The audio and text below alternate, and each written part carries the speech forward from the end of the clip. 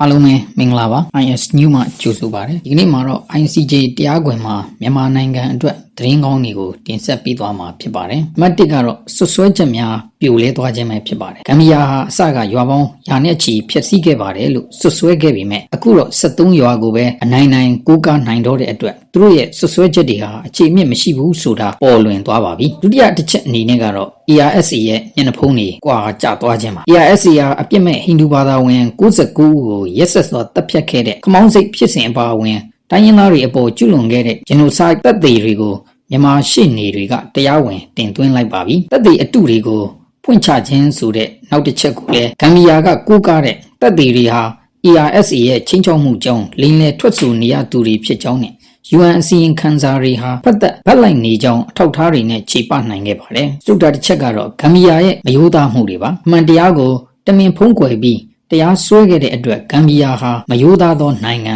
Less of Godfaith အဖြစ်တရားခွင်မှာအရှက်ရသွားစေခဲ့ပါတယ်။နံပါတ်5တစ်ချက်ကတော့အောင်ပွဲဟာလက်တကမ်းအတွင်းရှိနေတယ်လို့ပြောချင်ပါတယ်။မြန်မာရှေ့နေအဖွဲ့ရဲ့အချက်ကြကြရှောက်လဲချက်တွေကြောင့်အခုဆိုရင်အမှုဟာမြန်မာဘက်ကအပြတ်အသတ်အသာစီးရနေတဲ့အနေအထားကိုရောက်ရှိနေပါပြီဆိုတဲ့အကြောင်းလေးကို IS New မှာတင်ဆက်ပေးလိုက်ရပါတယ်ခင်ဗျာ။